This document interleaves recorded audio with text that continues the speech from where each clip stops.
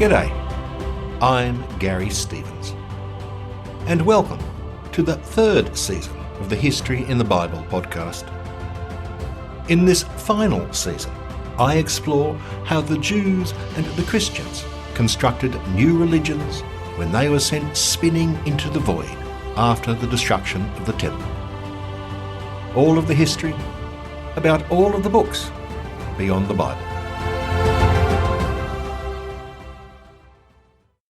Episode 3.4 Before the Great Revolt Part 2 The Apocalyptic Christians.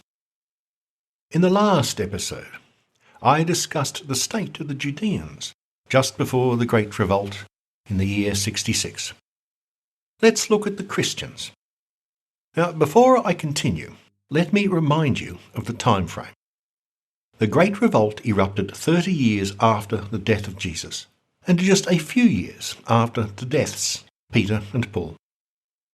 Before the Great Revolt, the struggling Jesus program, as we now know, was one amongst many Judean apocalyptic cults, those preaching that the end of the world was nigh. Until the late 19th century, Western scholars thought that the Jesus movement was unique in preaching the end of times. Only then did they investigate a curio that had been in their possession for a century. A curio dismissed as the work of exotic Africans. This was the first book of Enoch, written in Ge'ez, the liturgical language of the Ethiopian Orthodox Church. First Enoch was recovered by the Scottish laird James Bruce. How Scottish a name is that, apart from Hamish McHamish? Bruce was a remarkable man, and a formidable one. His flaming red hair matched his temperament. Standing at 6'4", not far short of 2 metres, he was one of the tallest men in Europe. He entered his prime just before the American War of Independence.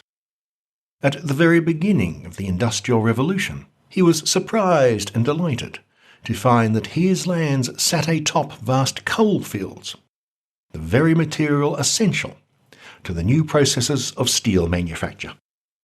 He became an instant multimillionaire, and one of the most principled multimillionaires who has ever lived. Bruce dedicated the rest of his life to exploration and science. He learnt a slew of languages: Arabic, Spanish, Portuguese, and Ge'ez. In an age where Europeans disdained all other cultures save their own, Bruce was passionate about discovering all he could about Africa.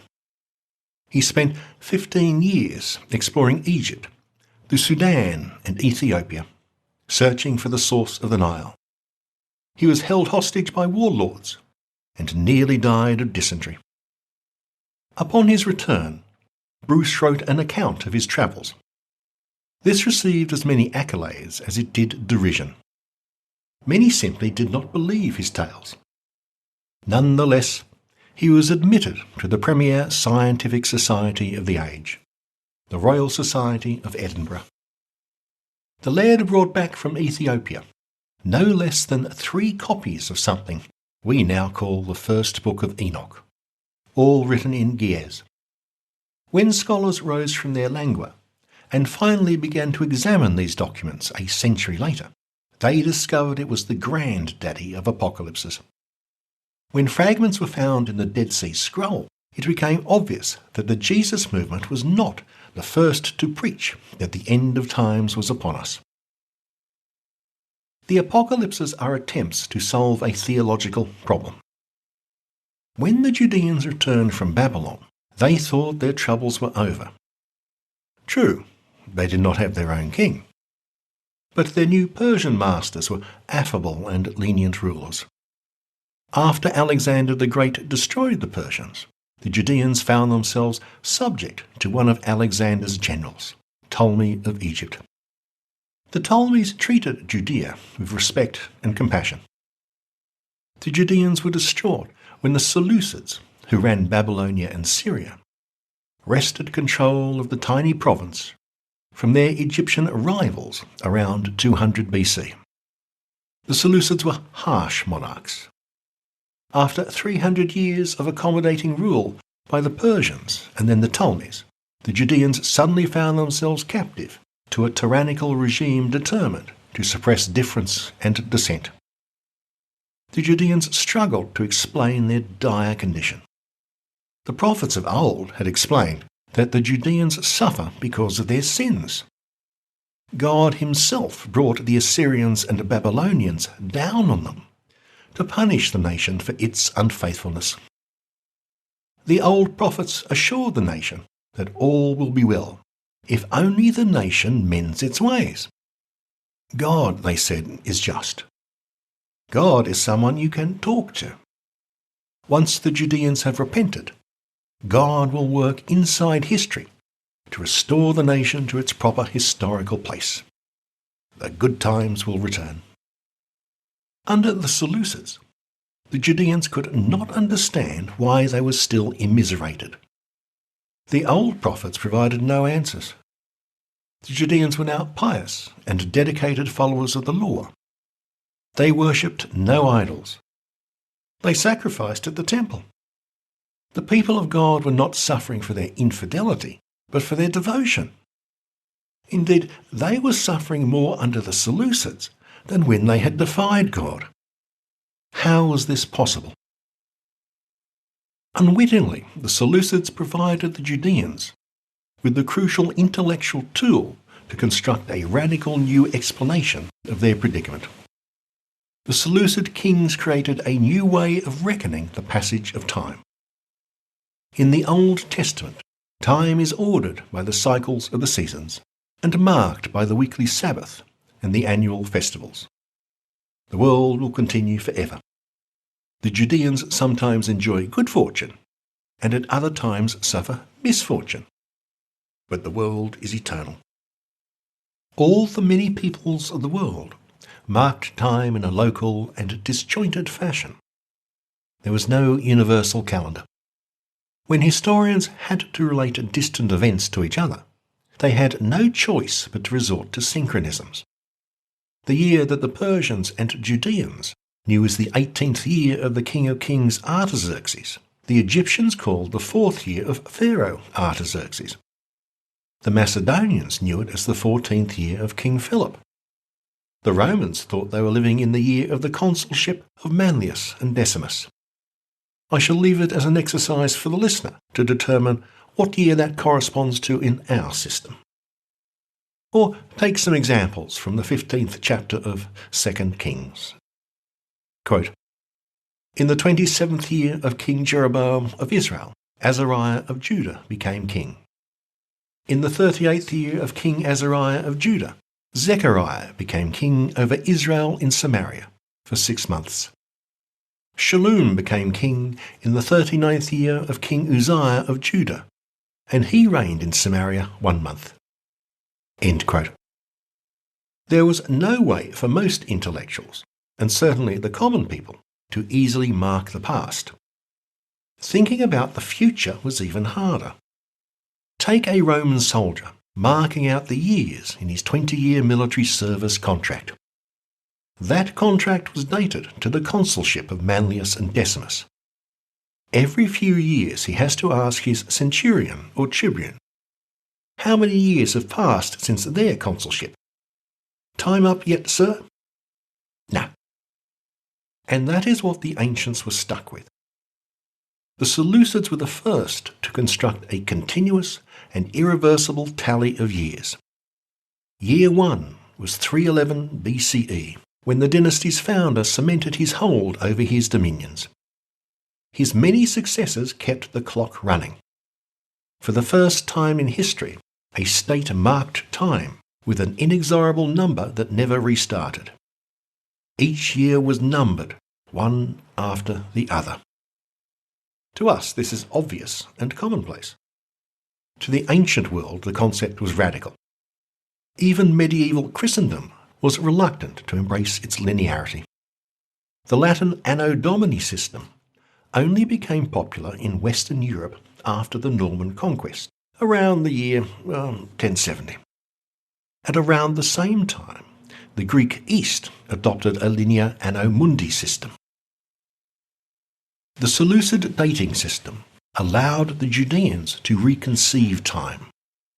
Time was no longer a cyclic wheel, returning to the same point again and again. Now time marched forward relentlessly, one step after another, forever.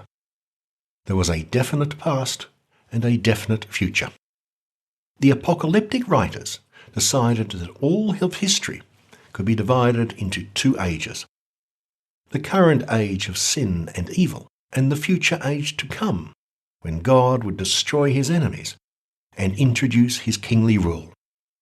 God has determined an end that could come at any moment. We live today, said the writers, in an evil age dominated by evil powers. There is a cosmic battle between good and evil that is part of God's plan, a battle mirrored on earth. Humanity is divided into a small group of righteous and the vast majority of the wicked. No one gets to be neutral. Only the righteous, those who can decode the writings, will survive the great crisis. When the suffering of God's people is at its height, God will intervene with a final cosmic battle between good and evil, waged on both an angelic and an earthly plane. In the final battle, God will defeat the primordial chaotic elements. After this, he will set up a perfect earthly kingdom. Writers disagreed about this new creation. Some said God would send a man, a Messiah, to lead his armies into battle. Others said that God would send a cosmic judge, a different kind of Messiah, to winnow the wicked from the righteous. Yet others said that God's armies would be led by two heroes, a righteous king and a blameless priest.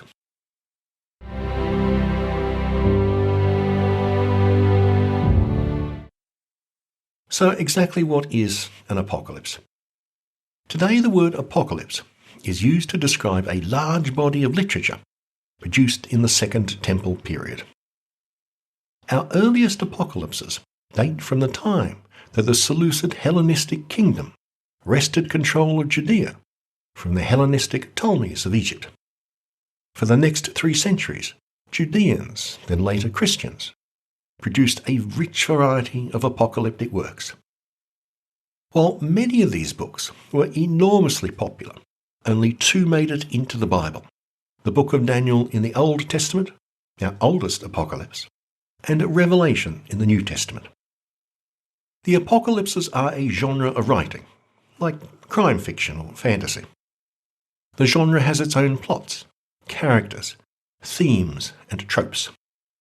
The genre is full of thunder and lightning, of fantastical and surreal imagery.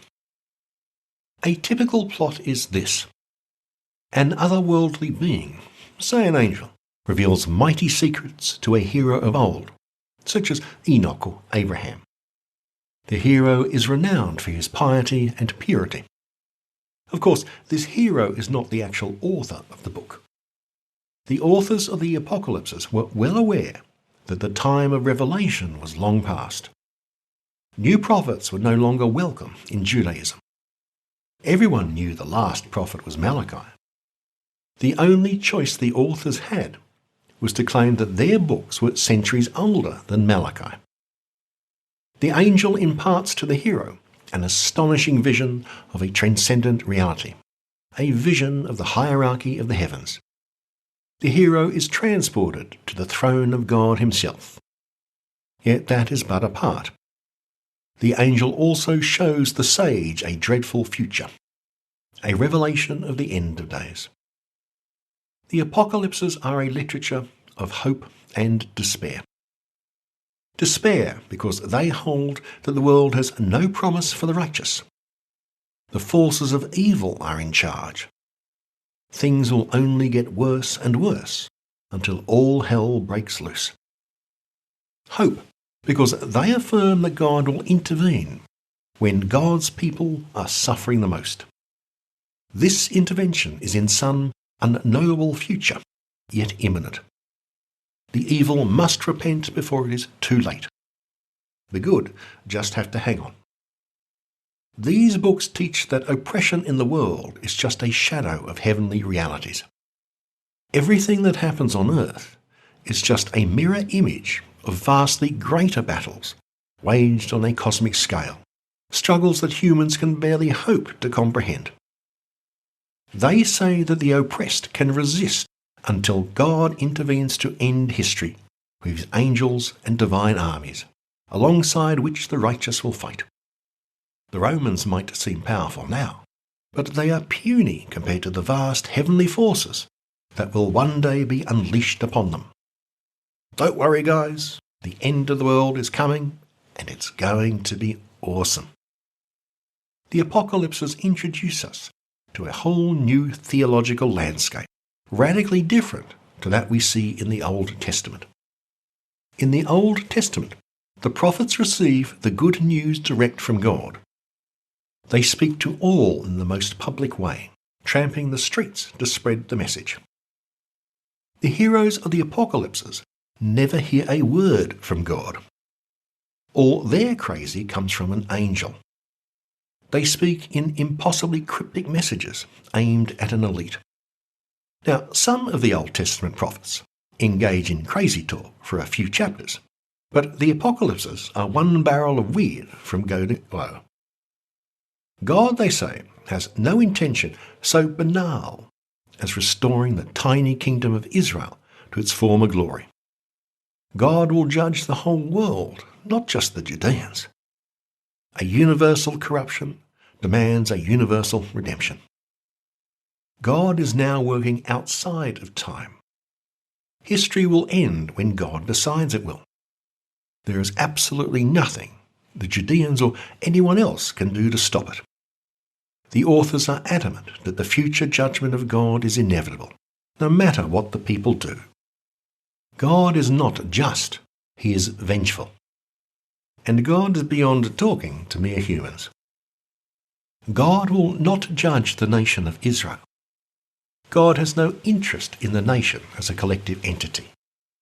He is preoccupied with individuals who will be judged in the afterlife. God's judgment will not only be visited on those alive at the end of times. No one will escape, not even the dead. God will raise the dead to face his justice.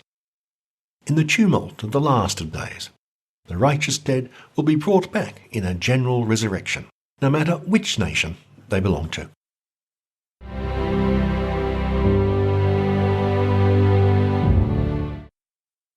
Jesus was born into a Jewish world where apocalyptic ideas had fermented since the book of Daniel was written, 160 years before.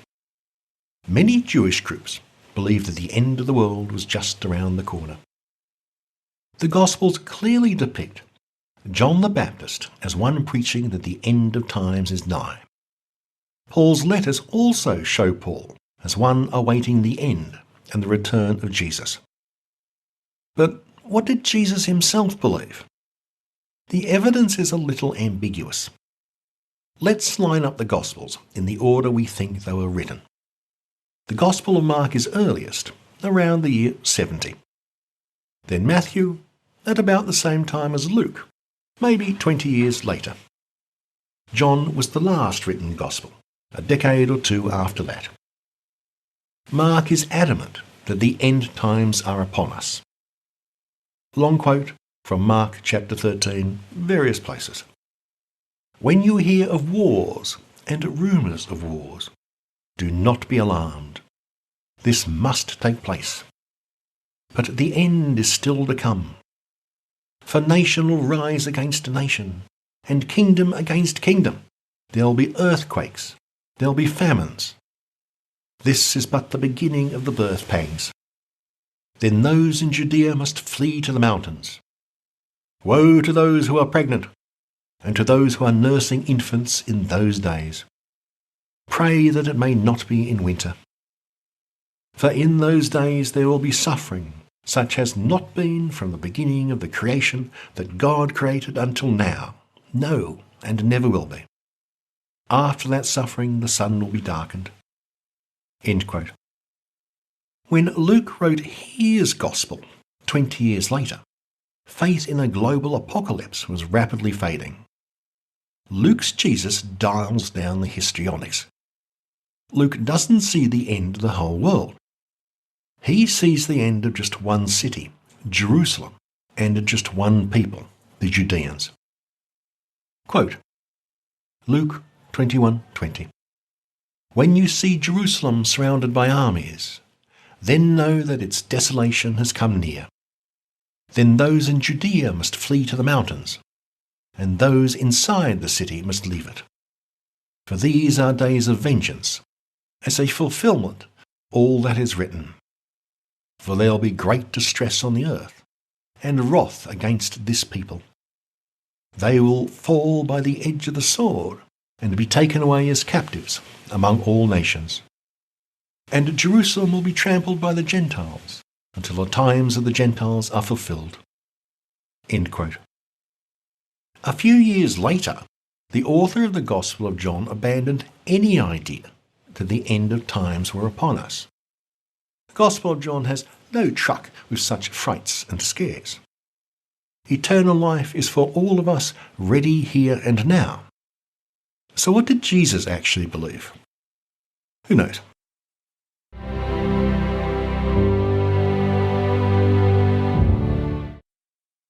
When did the little Jesus cult, with its wacky apocalyptic ideas, come to the attention of the Roman state? For generations, scholars believed that the first appearance of Christians outside the New Testament occurred in this passage from the Roman historian Gaius Suetonius Tranquillus. He wrote about the year 100. Suetonius refers to the expulsion of the Judeans under the Emperor Claudius, sometime in the 40s AD. Quote, Since the Judeans constantly made disturbances, at the instigation of Chrestus, Claudius expelled them from Rome. End quote. Scholars have argued over that sentence for years. Most scholars think that Suetonius is referring to the followers of Jesus, who are somehow riling the large Judean community. A minority of scholars think Suetonius is discussing an otherwise unknown person. Chrestus, not Christos, but Chrestus, was a common Greek name, especially for slaves. It means something like handy. Now, I'm with these scholars, and here is why. First, Suetonius' Latin can also be read as this. Quote, At the instigation of Chrestus, Claudius expelled from Rome the Judeans constantly making disturbances. End quote. So the sentence could refer to a counsellor of Claudius, someone named Chrestus. Second, while both the book of Acts and Paul refer to the Judean expulsion, they mention no specifically Christian evictions. And third, if Suetonius does indeed refer to agitators from a Jesus club, how many people belonged to that club? Remember, this is just a decade after the death of Jesus. It is a good 10 years before Paul wrote his very first letter. Did the Roman Jesus Club have 20 members? 30? 40? I would be surprised if it had as many as 50. Could they really make so much trouble amongst thousands of Judeans living in the city that the emperor felt obliged to expel an entire ethnic community? I am dubious about Suetonius' account of Christian expulsions under Claudius. But I'm only a history buff, not a professor, so please yourself. But we have to take seriously Suetonius' next mention. Suetonius relates with relish the reign of the Emperor Nero, that nutcase who followed his stepfather and great-uncle Claudius to the throne. Disentangling the family relationships of the emperors is a real nightmare. Here is Suetonius, writing of events that took place perhaps 15 years after Claudius expelled the Judeans from Rome. Call it the year 60. At this time, Paul was writing his last letters. Quote, During Nero's reign, many abuses were severely punished and put down. a limit was set to expenditures. The sale of any kind of cooked meals in the taverns was forbidden, with the exception of legumes and vegetables. Punishment was inflicted on the Christians, a class of men given to a new and mischievous superstition. He put an end to the diversions of the chariot drivers, who from immunity of long standing claimed the right of ranging at large and amusing themselves, cheating and robbing the people. The gangs of stage actors with their followers were likewise expelled. End quote. These Roman Christians could not have been Jews for Jesus. Claudius had ejected the Judeans from the capital years before. These Christians must have been pagan converts to the teachings of Jesus. Paul's letter to the Romans, written during Nero's reign, confirms that. Suetonius recounts that the Christian brand is well known, but not in a good way. The historian is vague. The chariot gangs have been tamed, the actors expelled, but the Christians just punished? Suetonius was a contemporary of the man that most historians regard as Rome's greatest chronicler, Publius Cornelius Tacitus. Both wrote their bestsellers around the year 100. They were both good friends of the eminent lawyer, author and governor, Pliny the Younger. Pliny wrote compulsively to his friends and to the Emperor Trajan. His hundreds of surviving letters are a window into a life lived at the highest levels of Roman government. Pliny will return in later episodes. We have no idea if Suetonius and Tacitus were friends, frenemies, or rivals. Suetonius refers to the Christians of Nero's time as merely offensive. The charioteers and actors get a worse rap. Where Suetonius dials his phases to the tickle setting, Tacitus sets his weapons to kill. Tacitus relates in lurid detail the great fire of Rome under the Emperor Nero. That was in the year 64. Suetonius said Nero punished the Christians, but it does not connect them to the fire. No fan of Nero, Tacitus reports that rumours spread of Nero's involvement in the conflagration. Nero was desperate to divert attention. Tacitus famously wrote, quote, "To get rid of the report, Nero fastened the guilt on a class hated for their abominations, called Christians by the populace.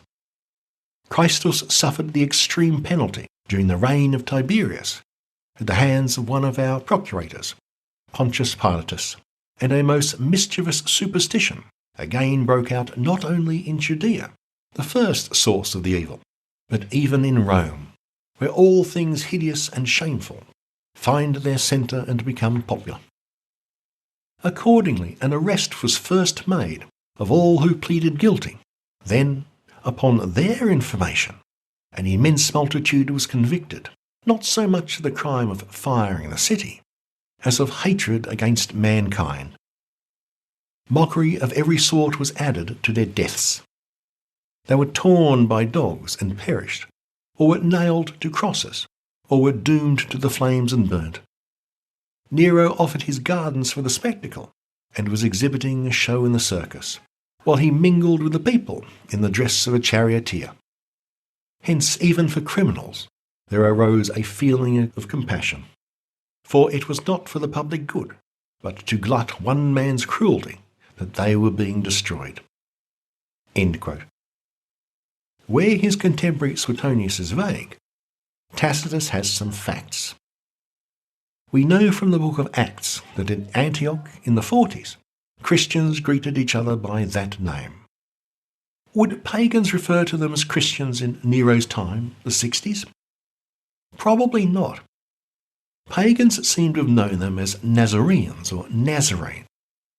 We do not know what the members of the Roman Jesus Club called themselves.